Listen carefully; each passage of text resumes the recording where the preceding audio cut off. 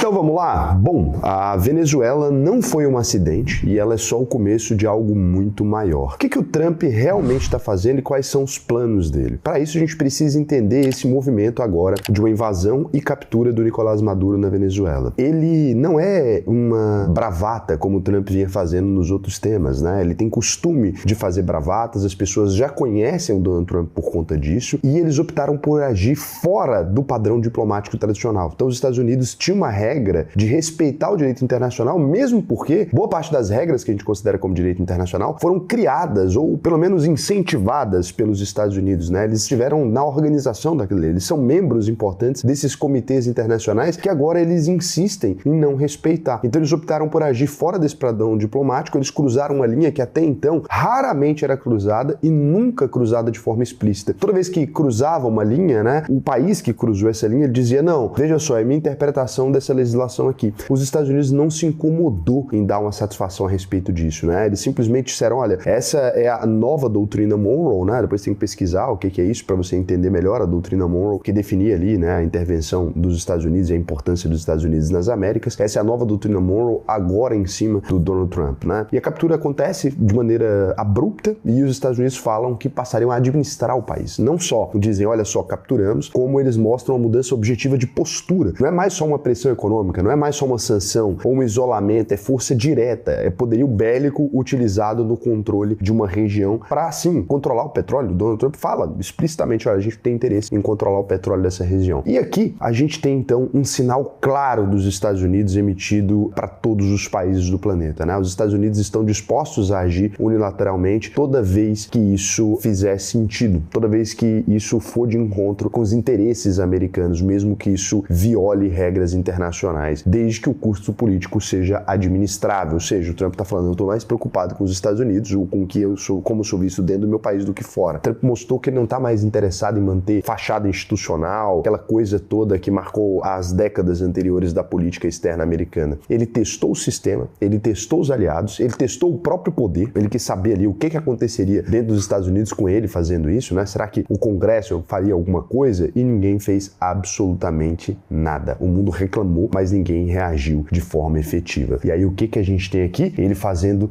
novas declarações, né? Começou a falar agora sobre a hipótese de invadir a Colômbia. Ele não anunciou nenhuma guerra, ele não apresentou nenhum plano militar, mas ele fez uma coisa ainda mais relevante do que isso. Ele normalizou a ideia de uma ação armada contra um país que historicamente é aliado dos Estados Unidos. A Colômbia não é um inimigo dos Estados Unidos, pelo menos não no papel. Acusações públicas contra o governo colombiano, insinuações de narcotráfico e comentários sobre intervenção, eles criam um patamar de tensão que o mundo não conhecia ainda, né? Mesmo sem nenhuma ação concreta, o recado é claro, né? A aliança com os Estados Unidos não é mais garantia de segurança. Dependendo do que a gente tiver de interesse, a gente pode acabar invadindo esse lugar. Então isso muda o comportamento de todos os países da América Latina, mas muda o cálculo político. Deve ter um monte de político agora pensando, poxa, como é que a gente vai fazer? E a Europa, que durante anos vinha somente concordando com as ações dos Estados Unidos ou agindo como um bloco único junto com os Estados Unidos e tomando as decisões da mesma forma e se desmilitarizando, né? Pelo menos é isso que dizem, que eles foram deixando para lá os investimentos em segurança pública, começam a fazer investimentos cada vez mais agressivos, até porque agora o Donald Trump voltou a falar da Groenlândia. A Groenlândia entra na história como outro exemplo dessa virada. O que acontece? A Groenlândia, ela tá num meio ali específico, né? Que ela permite com que você acesse o território dos Estados Unidos de maneira muito rápida. Isso é tudo que o Donald Trump não quer em um lugar, porque você consegue enviar um míssil balístico ali, você consegue fazer diversas coisas que fazem com que a Groenlândia seja também um espaço muito importante. Vários navios passam por ali, principalmente agora com o degelo acontecendo. Isso é até um caminho mais rápido para a Ásia. Ela tem uma série de vantagens, aquele território ali. Os Estados Unidos têm uma base, já chegou a ter 6 mil militares ali no período da Guerra Fria. Hoje em dia tem uma base com 150, alguma coisa nesse sentido. Mas o Trump, ele vivia falando desde o primeiro mandato dele que ele acreditava que os Estados Unidos precisam, né, da Groenlândia. Ele falava primeiro numa aquisição, olha, eu estaria disposto a comprar esse território, como aquelas histórias que a gente via antigamente, né? O Acre sendo comprado, por exemplo, o Alasca sendo comprado. Ele fala que enxerga o território como esse ativo, né? Estratégico, negociável, e agora ele começa a falar como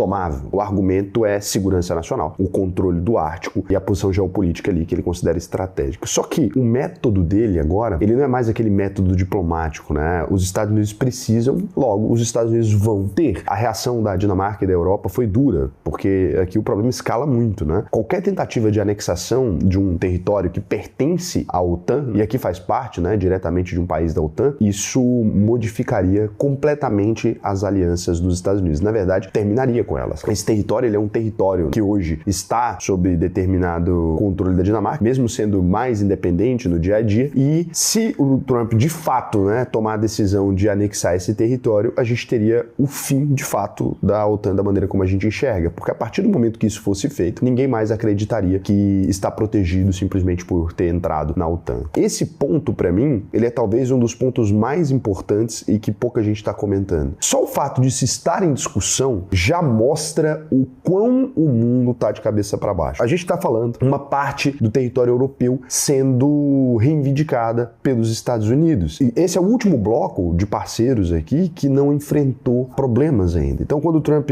mexe nesse ponto, a gente não vai dizer mais que o multilateralismo, né, essa coisa de todos os países estarem cooperando e tarará, a gente não vai dizer mais que isso entrou em declínio. Isso aqui acaba. Se de fato, né, a gente tiver uma intervenção desse gênero, se os Estados Unidos de fato tiverem essa audácia, a gente está dizendo que o multilateralismo simplesmente ele acabou, ele se tornou uma piada e a gente vai para um lugar que a gente desconhece da história até as coisas voltarem para o que estava. Então, a gente tem aqui uma peça que pode mudar completamente, né, o sistema como a gente enxerga hoje, e isso impõe determinados impactos, porque como que ficam as empresas internacionais hoje em dia? A gente tem empresas de outros países em vários lugares, né, em todos os lugares do mundo praticamente, e essas coisas aconteceram nos últimos anos, então a gente não sabe muito bem como que lidaria com isso. Quando dois países estão fechados um para o outro, quando esses dois países estão em atrito, como é que fica essas empresas, né? Claro que a gente tem histórias da Coca-Cola produzindo em outros lugares, mas eram muito menos empresas, eram problemas muito menores, a gente não tinha uma dependência tão grande de um país dependendo do outro, e aparentemente aqueles historiadores que acreditavam que isso ia promover a paz e que a gente nunca mais teria um conflito por conta desses interesses econômicos, eles estavam errados, esses interesses sendo colocados em segundo plano, né? Em primeiro plano tá essa ideia de expandir os seus impérios, o medo do outro fazer alguma coisa vai fazendo com que você tome as decisões primeiro. Agora, quando a gente olha para os Estados Unidos também, ele tem uma outra face aqui que eu tô achando extremamente preocupante, que é o abandono de todo o sistema internacional. E aí, para você que pode estar pensando assim, Raul, mas você tá viajando, né? Você tá enxergando mais nesses sinais aqui, numa coisa ou em outra, do que realmente tá exagerando na importância disso. O Trump deixa bem claro que eu não tô exagerando. Ele ordenou a saída dos Estados Unidos de mais de 60 organizações internacionais. Desse total, 31 entidades são vinculadas às organizações das Nações Unidas. O republicano já havia removido os Estados Unidos de órgãos multilaterais, como a OMS, em sua primeira passagem pela Casa Branca. Então, ele não vê valor nenhum em organismos multilaterais, tratados amplos ou regras compartilhadas, né? Para ele, isso é custo sem retorno, por isso, os Estados Unidos saem de acordos, abandonam organizações, reduzem financiamentos e passam a operar na lógica bilateral ou de coerção direta para receber o que eles querem. Menos ONU, menos tratados, menos regras, mais liberdade de ação para os Estados Unidos fazer aquilo que ele quiser. Então, está desatando as próprias mãos que ele mesmo tinha atado de alguma maneira. Os limites que os Estados Unidos tinham definido para o mundo, ele está removendo. Esse movimento não é ideológico, tá? Isso aqui não é assim,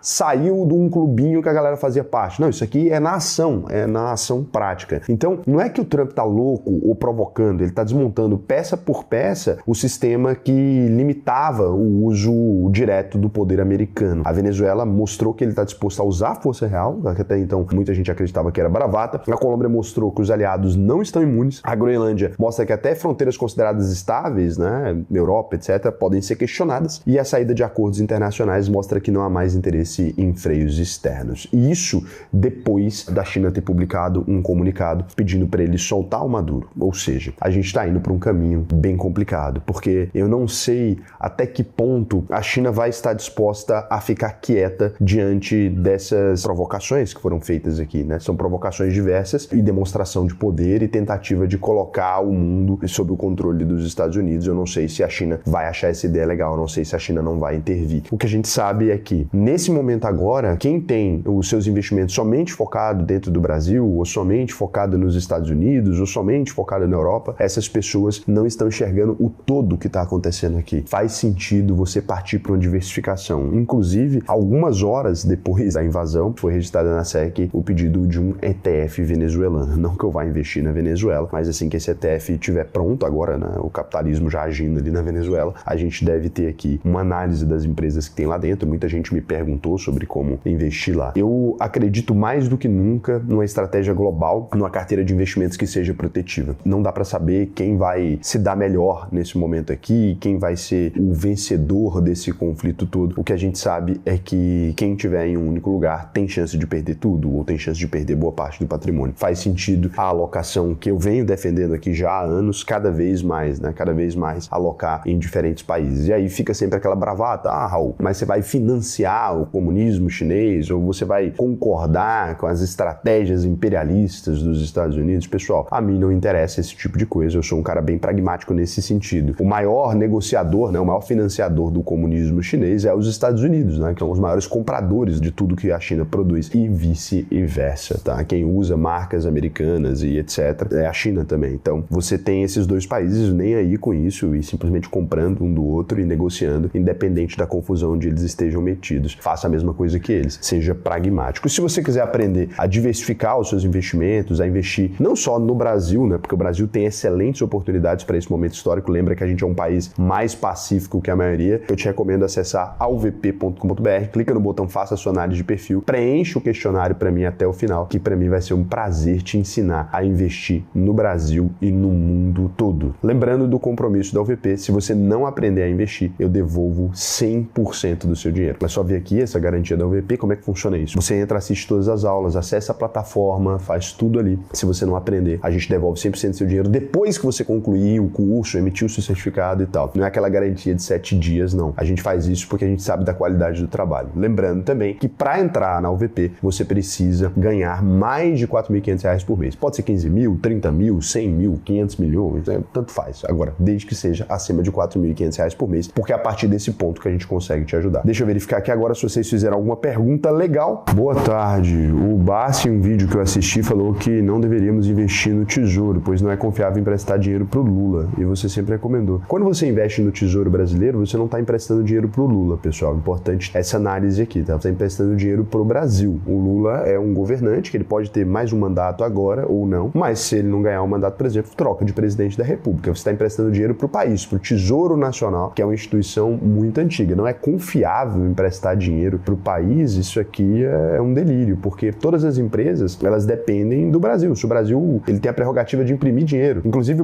o país, né, ele tem o poder até de fechar todas as empresas, ou de fechar a Bolsa de Valores. Se não é confiável prestar dinheiro pro Brasil, não é confiável investir no Brasil em absolutamente nada. O Tesouro Direto, ele é soberano. Ele é considerado o investimento mais seguro de qualquer país, seja aqui, seja os Estados Unidos, qualquer tesouro nacional. E eu duvido bastante que o Barsi tenha dito isso, tá? Não acredito nisso, não vi ele dizer. Johnny José dos Santos. Quando os governantes se deitam com o crime, a soberania já acabou. Se você tem um governante que anda com narcotráfico, é GG. Soberania sem defesa é só saliva. E outra, ninguém salva vaca que não dá leite. Sorte que essa vaca tem muito leite, senão o corte de cabelo norte-coreano já teria saído de moda. A galera fala de tesouros do país como se o cidadão comum fosse ter algum acesso. Os donos do poder da sua própria nacionalidade roubam, destroem e entregam um serviço merda. E daí aparece um outro de outra nacionalidade, bate com o pé na mesa. Ah, é a soberania. É que quando se fala em soberania nacional, não necessariamente estão dizendo que você vai ter acesso a esse dinheiro, né? Estão dizendo que você vai ter acesso ao respeito das leis do seu país. É porque se a gente for entrar em todos os países agora que a gente não concorda, então se cria uma polêmica. Porque, por exemplo, né, vamos supor que tem um país que ele é islâmico e aí você é cristão. Então a gente deveria invadir aquele país porque a forma como eles tratam as mulheres, de acordo com a lei, né, com a Sharia, ela não é uma coisa que a gente concorde. Então a gente pode fazer isso. É isso que é meio complicado, entende? Então alguém pode invadir o Brasil e dizer que nós não temos direito de sermos mais cristãos ou de frequentar a igreja, porque tem países que são ateus, por exemplo.